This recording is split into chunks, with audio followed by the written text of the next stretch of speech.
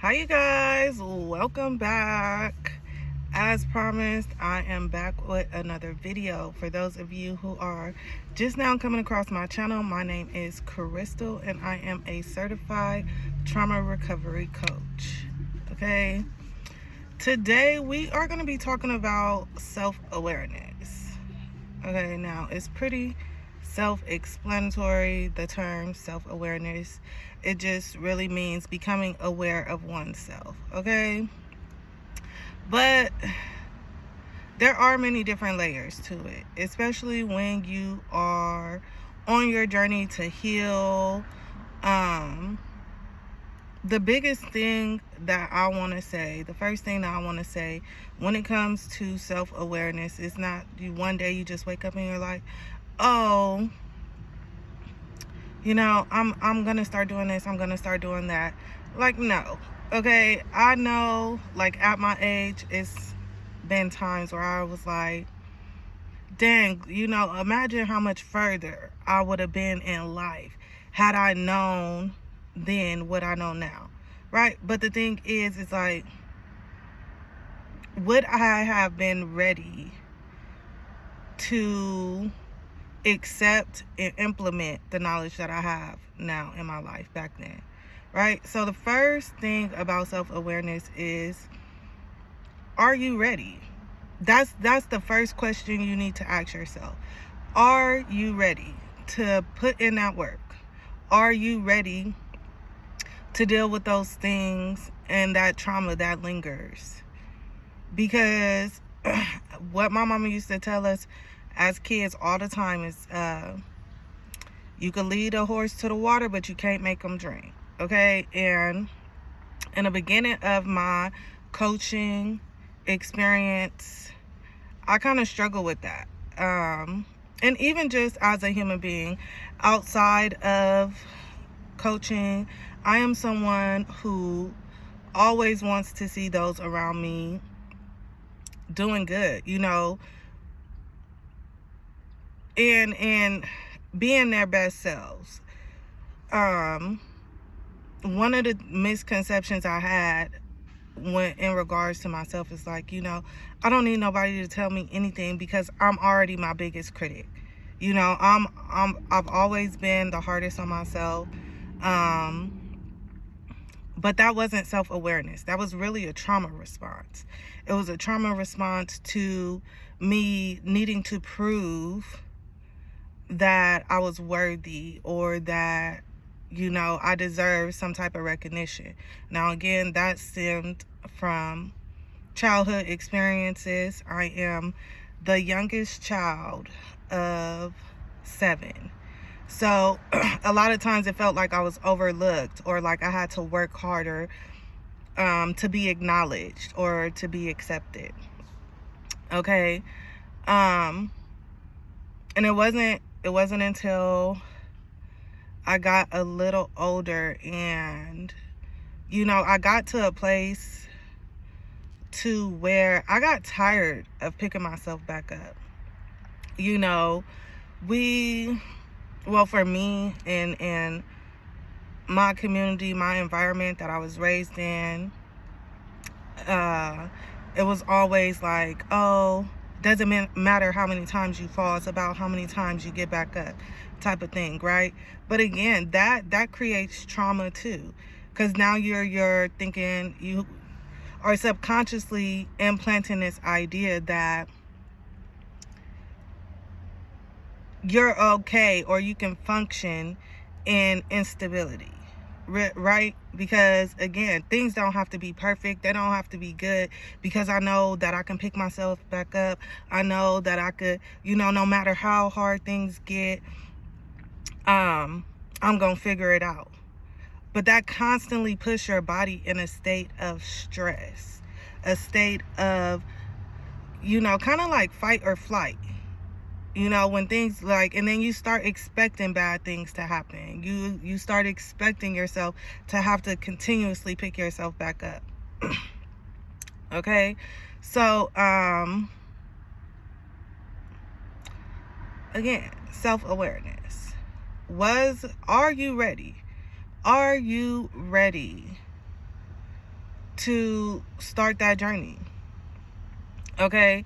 Because like I said on the last video, healing is like an onion. Okay? There are so many layers to a healing journey, and you have to be willing to take those steps. You have to be willing to go through whatever it is that you have to go through to become the best you.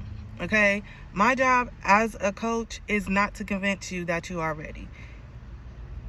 My job as a coach is to guide you, support you, and help you become more confident in the decisions that you are making for your life. Okay? Now, once you ask yourself, are you ready? And again, it's okay to be honest. Another main thing about self-awareness is it doesn't matter what no one else thinks. It doesn't matter how anyone else feels about you or your journey, because it is not their journey. They don't have to go through or walk through that storm with you. Okay? Now, it is nice to have people who, can be there to support you on that journey. Not all of us have that. I myself, for a long time, did not have that. Okay? And when it got kind of crazy, give me 1 second. When things got a little difficult, I had to continue to make the decision like, okay, I'm going to stick to it. It's hard right now, but I'm going to keep going. Or, I'm struggling with getting through this on my own. Let me go and seek some professional help. Okay?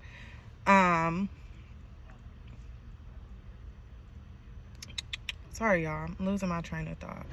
Because, okay, so what I was getting at with that is it is okay if you yourself decide that you're not ready. Okay? Maybe you need a little bit more time.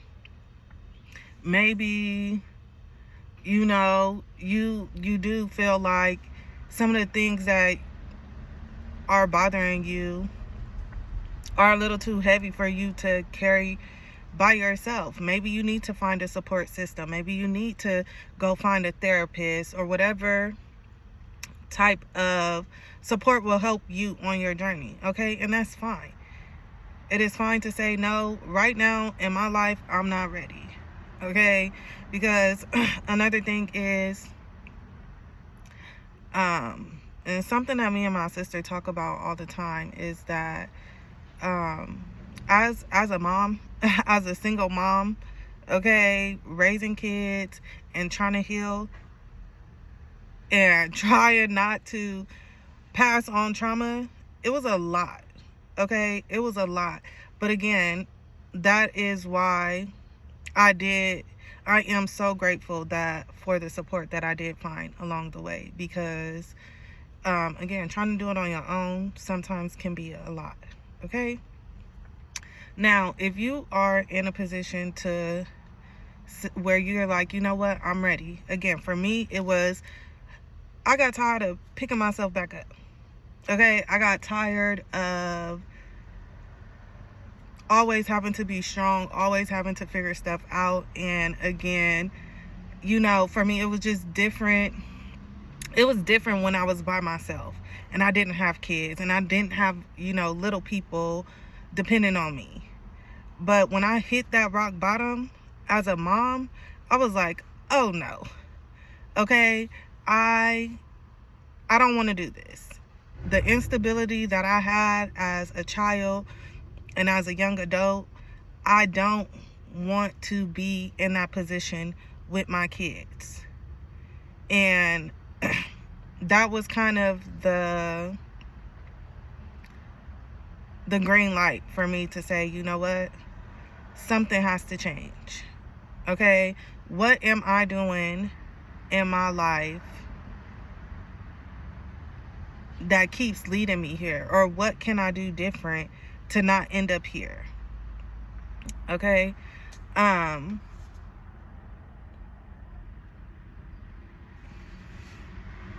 And for everybody else, that time comes at different moments, right? For everyone else, that situation that catapults you into wanting to heal, wanting to grow, wanting to better yourself looks different for everybody. Because I went through a lot of childhood trauma, the fact that I didn't want my kids to experience that same type of, environment or upbringing is something that was, definitely like a turning point. Okay, it was a major turning point for me in my life. And I say this all the time. I am so grateful for my kids because they have saved me, like mentally, emotionally, spiritually. My kids have been my saving grace. And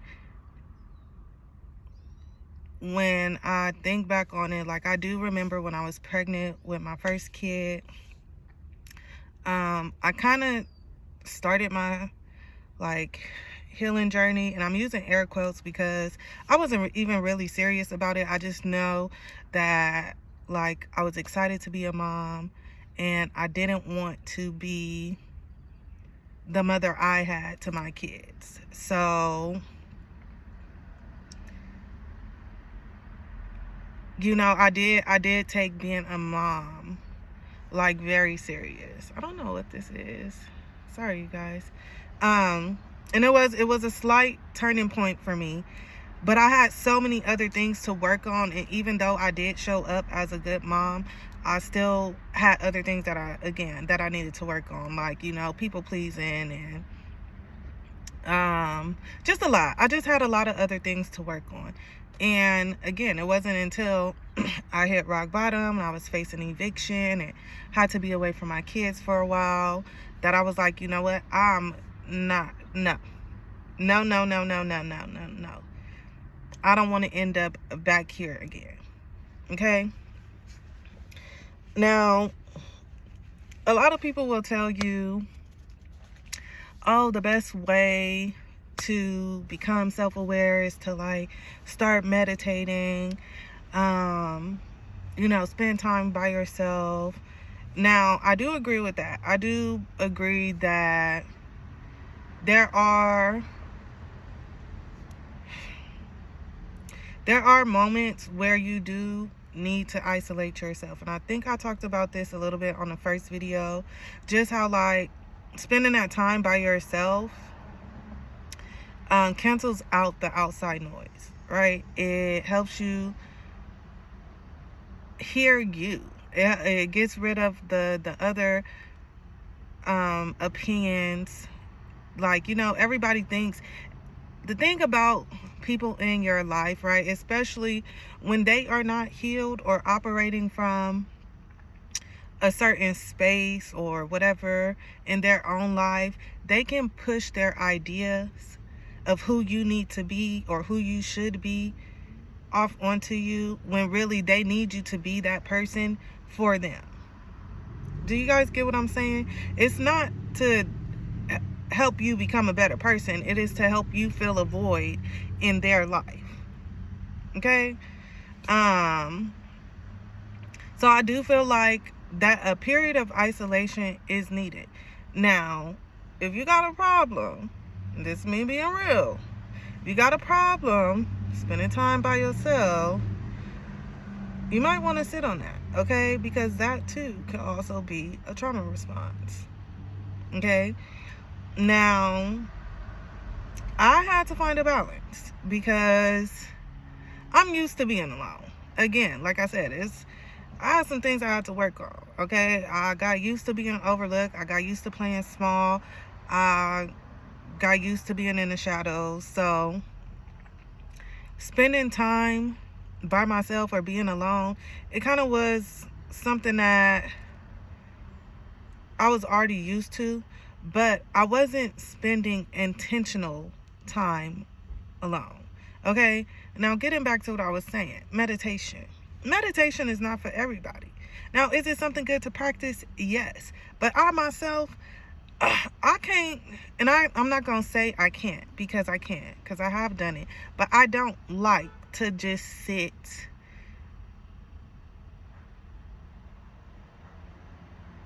and just sit. Okay? One of the things, like, for me, meditation is getting up early in the morning when the streets is quiet and driving. Okay? Or music. Music is a form of meditation for me. Now it's like, well, how do you meditate while listening to music? I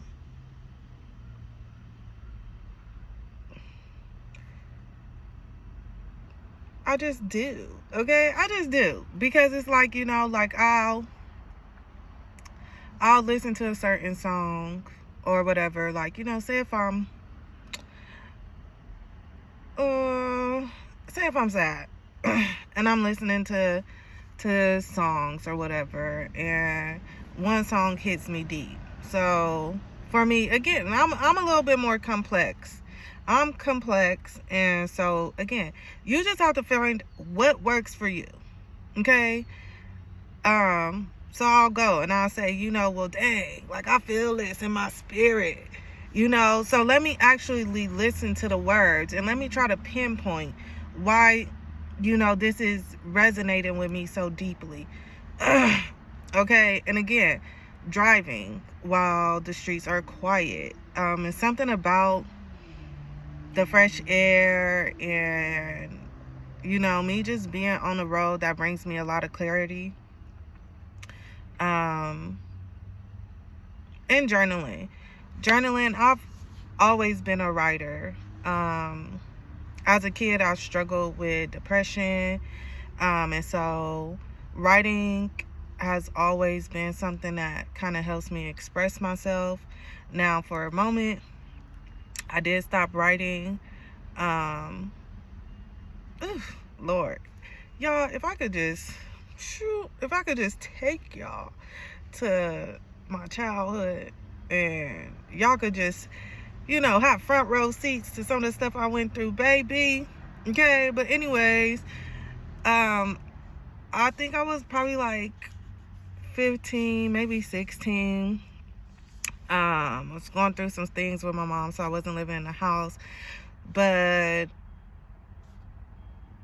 somehow she got a hold of one of my journals, and she stood outside of our apartment complex and read it to the whole apartment complex. And that right there, it was an invasion of privacy, and it made me feel so, like, I was just so distraught. Like, that, like, my feelings and my inner thoughts were being just shared just like so publicly. So for a while I had stopped writing. But if you were to ever go into my house now, or like I have so many notebooks and journals and things, now some of it is like shadow work, some of it is poetry, some of it are, like little stories that I've started and never finished. But just writing is very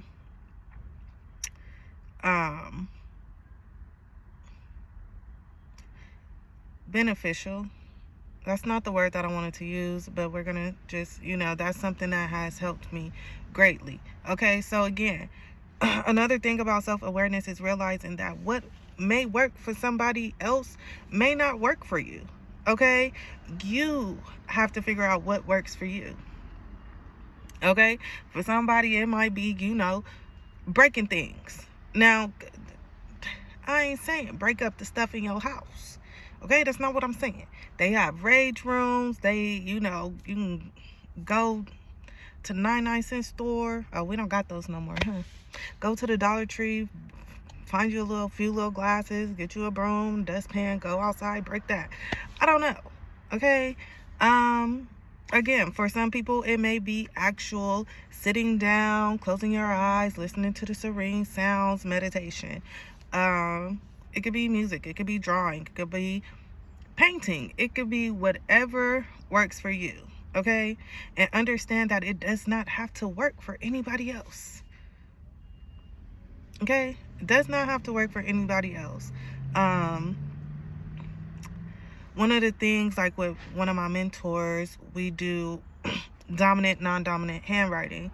And that was something that she introduced to me as a child. But, you know, when we talk, she's always like, you know, Crystal, I feel like you should do the dominant, non-dominant handwriting. Or, you know, for my course, she was like, you know, I think you should include dominant, non-dominant handwriting exercises. And I'm just like, you know, hey, babe, I love you, and I understand that that is something that works, you know, for you. It's something that has worked for you. It is something that I comprehend, and when I feel the need to use it, I use it. But it may not work for everybody, and it's not something that I want people to feel like they have to do, okay? Part of healing is, again, doing whatever works for you in a healthy manner. Okay, in a healthy manner. Don't just go out here cussing people out. And you know, we want to do healthy things that help us. Why is my brain so much right now? That help us cope and deal and grow. Okay. Another thing is a part of becoming self-aware, or, you know, stepping into the journey of becoming self-aware, is understanding that self-awareness is not always you criticizing yourself. Okay, it's not always saying you telling yourself, well, dang, I could have did this better, I could have handled this better, I should have did this, I should have did that. No, that is being self-critical. Okay, a part of being self-aware is also having compassion, having grace, being understanding with yourself. Okay, saying, you know what, I would have done this better had I known that this was going to be the outcome. But moving forward, I will try a different way. Moving forward, I won't have a conversation when I'm angry. Moving forward, I won't react a certain type of way. But don't constantly beat yourself up. Okay? Because what you're telling yourself when you do that is, nothing that I do is good enough. Now, again, that is part of self-awareness. Becoming aware of how you talk to yourself. The things that you are telling yourself. What are you pouring into yourself on a daily basis? When you look in the mirror and you saying, dang girl, you need to lose a couple pounds. Okay? Every day, constantly, that's what you're feeding your body. You're feeding your body the idea that, you know, I'm not good enough the way I am right now. Okay? So something, just as an example. So instead of telling yourself, you know, like, dang girl, you know, you so fat, you so big, hey body, you looking good today. I wanna thank you, you know, for supporting me. I wanna thank you for, you know, going through, providing me with nutrients. We not at our best yet, but I still want to let you know that I appreciate you. Okay? Again, be mindful of what it is that you're feeding yourself. Okay? Because a lot of it starts within our minds. Okay? A lot of the things that we are less aware of when it comes to self starts with the thoughts that we have. Okay? And again, that is because for so long we've done these things, right? We've got into these patterns and these behaviors and this mind frame of whatever it is that we're going through, that, you know, it's embedded subconsciously. So, you know, A lot of times you hear people say, you know, you need to think before you speak. But I want you to think before you think, okay? I want you to start thinking before you think. Or just be, again, mindful of how many bad things do you tell yourself on a daily basis? Okay? Whether it's in regards to yourself, whether it's in regards to your job, whether it's in regards to your kids, your car, whatever situation in your life, how many negative thoughts do you have and how many positive thoughts do you have throughout the day? Okay? And I want you to write down 5 negative thoughts. 5 negative thoughts that you have. From the time that you see this video, I say one day, one full day. Write down how many negative thoughts you had and what those negative thoughts were. And then I want you to find a positive thought to replace that. Okay? Because the thing about recovering from trauma is that it doesn't like, yes, it's one thing to become aware of it. It is another thing to make a decision to change the behavior. But there are some things, right? Some things we have leave a bad taste in our mouth because of experiences, right? So for instance, you go through a breakup, you know, you get cheated on. So now you are developing trust issues because, you know, it didn't just happen once. It happened twice or 3 times or whatever the case is. So now it's hard for you to trust. Now, again, when you're moving into something or when you're dating, it's a good thing for you to say, you know what? I got trust issues. Okay? I'm not just giving freely anymore. I'm not just, putting all my eggs in one basket. I'm not just going in as open as I was before. Okay? See, we're aware. We're taking action, okay, by setting healthy boundaries. But also, I'm not saying that it's anyone else's job to fix you. No, that's what you're doing by setting those healthy boundaries.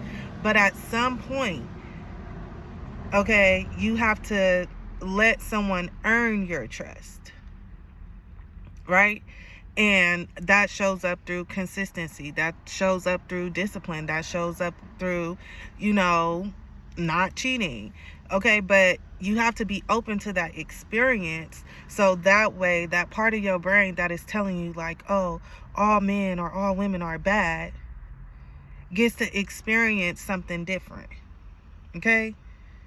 Because only through that experience of experiencing something different will you be like, okay, you know what? Maybe all men ain't crap. Maybe just a select few of them that need some work. And understand that a lot of times that has nothing to do with you. Okay? And speaking on that is another part of self-awareness that we are going to talk about. Understanding what is yours and what is somebody else's. Because a lot of time we be taking on too many other people, like too much of other people's stuff. That is not ours. Okay? That is not ours. Somebody don't know how to be a good friend. 9 times out of 10, it's because they got their own stuff that they need to work out. Men that be out here cheating on women, you be like, dang, man. And it'll really be the ones that be like, dang, man, this man spent all this time trying to get me or whatever. Yeah, he was hot in pursuit just for him to do me like this. Baby, it's not you. That's not your stuff. You got people out here, who are like, people call people jealous or, what people call haters and stuff. That has nothing to do with you. That is their stuff. Okay? And I'm going to take it even one step deeper. Like I used to have this thing about my mom and the way she showed up for me. And it's like, well, why am I not good enough? Why do I not deserve for you to show up and be a better mom to me? Or like, what is wrong with me to where you didn't want me, where I ended up in foster care, blah, blah, blah. But again, that wasn't my stuff. Okay. I understand now that my mom showed up to the best of her ability because she had her own stuff that she was working, through. She had her own stuff that she was working through. People cannot give you what they don't have. Okay? And that is where we need to be honest with ourselves. We have to stop convincing ourselves that if we give more, someone else can give more in return. It's not how it works, baby. People can only give you what they have. Now it's up to you to become aware of how much they can give and either accept it or decide, you know what, that's not enough for me. And again, that's okay. Okay? That is okay. So yeah. Self-awareness. Understanding if you are ready or not. Understanding. Sorry, y'all. It's a spider web on my car. Be real.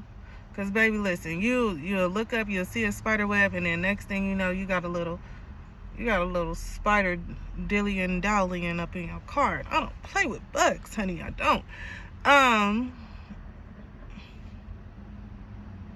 Becoming aware. Are you ready? Are you not?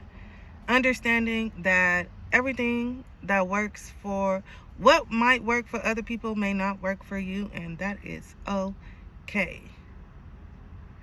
Okay? Just trying to give a little summary right now, because I kind of, sometimes I'll just be talking because the stuff just be flowing, okay? But I'm trying to bring it back. What else did we talk about? Understanding what is your stuff and what is not your stuff. Okay, and now why I'm back on that topic, okay? Let me tell you, that song by Erykah Badu, Bag Lady, baby, listen. Now I know.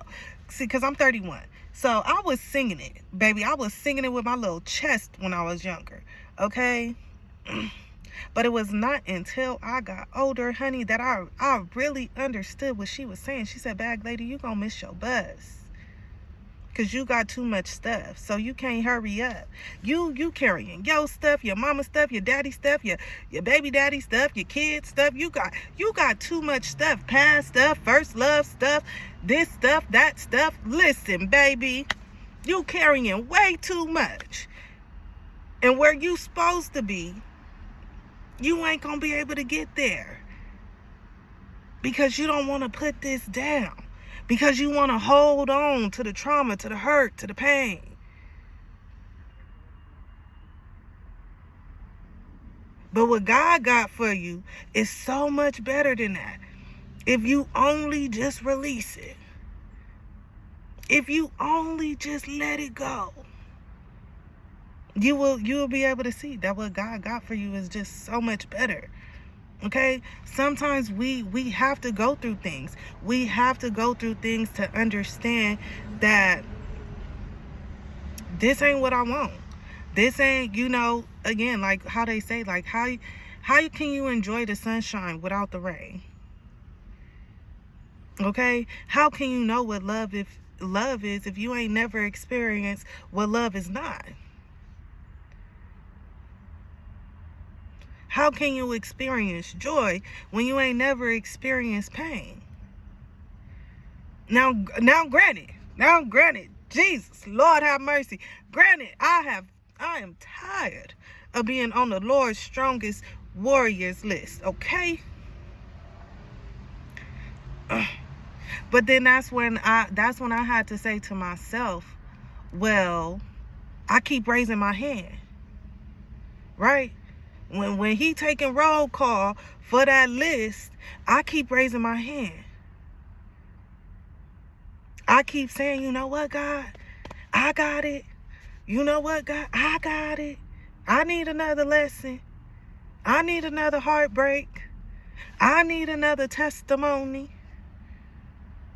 Absolutely not. Not now. Not now, baby. Okay? That's because listen, a soft life, that's what I'm living. And not because no man gave it to me, because I gave it to myself. Okay? Because I decided that my peace, my happiness, my joy is what's important. Okay?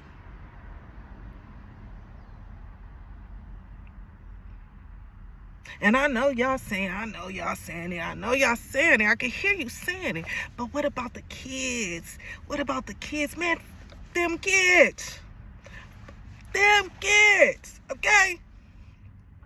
And I say that in the most loving and kind way. Because another thing that I had to understand is that I cannot show up and be the best mom for them if I am constantly putting myself last, if my cup is constantly being drained and depleted. Okay? My kids know. When mommy said, listen, I got mommy minutes up in my house. Okay? So if I say I need 5, 10, 20 mommy minutes, they know. This is my time. This is my time, because it is so easy to become overstimulated when you're going to work, getting the kids ready for school, cooking dinner, cleaning house, picking up toys, constantly repeating yourself, all of that. Listen, okay? Daddy, he be like, well, sometimes you just let the kids do what they want. Listen, I am very structured and I'm very disciplined when it comes to like my household and the rules that my kids have. But some days, baby, I'm not up for an argument. Okay?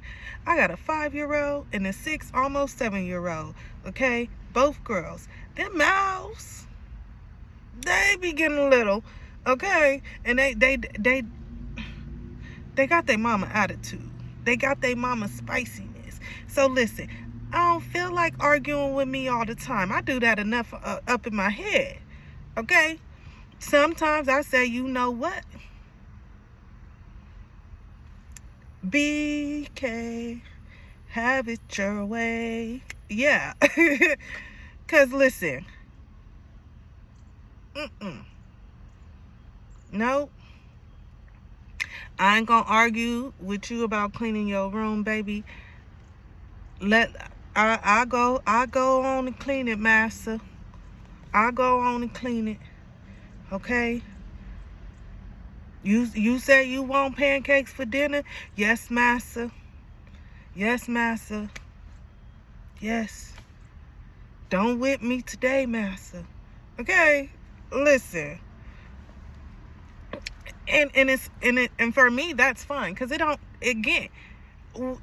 my life, how I move, it don't gotta make sense for nobody else.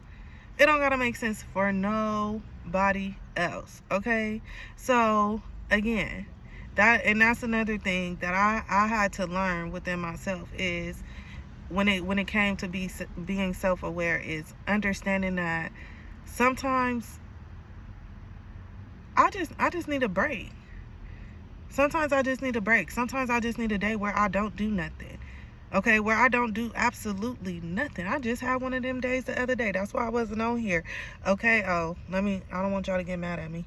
Okay, I didn't do absolutely nothing. And I had to work really hard to be okay with having a day where I do absolutely nothing. Okay, because anyone who is close to me will tell you, like, I be on the go. Especially like before I had kids, and even like you don't get less busy when you have kids, but I'm just saying, like, I've always been on the go, always doing something. Now it's just more so like I'm always doing something for the kids. Okay, kids be swearing they just bored all day every day, even after, listen, baby, they could be dead tired and be talking about they bored. Okay, and it's doctor's appointments and dentist appointments and listen. Okay. But I had to fight for myself to be okay with not doing nothing, because I had got so used to always being on the move, being on the go. But again, that is you telling your body that it's not okay to rest, right? I don't have time to rest.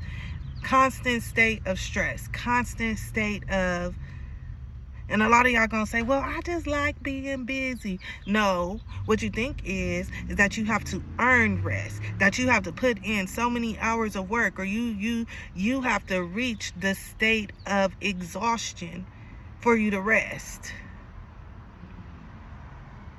Okay? You see it. You, as a mom, if I'm talking to a mom or somebody who got kids, you already know too. Moms don't get sick days. Moms don't get sick days, especially if you're a single mom. Why? Because stuff still got to get done.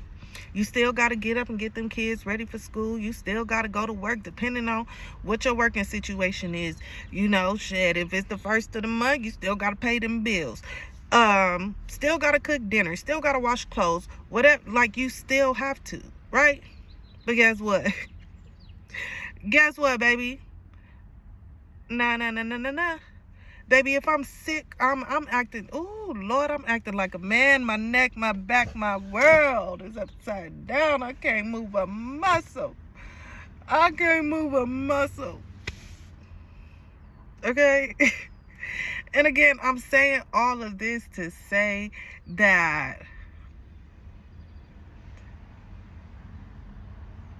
what works for you? Okay? What are you telling yourself? That is what I want us to focus on for the next few days, is being aware again of our thoughts and how we talk to ourselves. And when you want to relax, when you want that quiet time, when you feel like, you know what, I've reached my level, do you tell yourself to keep going? Do you you say, you know what, well, I don't got time? Or, you know, what is your reaction to your own needs? How do you handle when yourself is telling you, like, hey, I need to eat? Okay? Because let's be real. I skipped, baby, let me tell you, for them first few years of motherhood, I was not eating. Okay, I had got down to maybe like 137. Okay? And it's because I was, again, so caught up in everything else that had to be done that I wasn't even taking time to listen to my body when it's like, hey, yo, excuse me, we hungry. You know, we're a little hungry. I didn't cook dinner and breakfast and 2 snacks for the kids, and they had not one meal yet. Okay?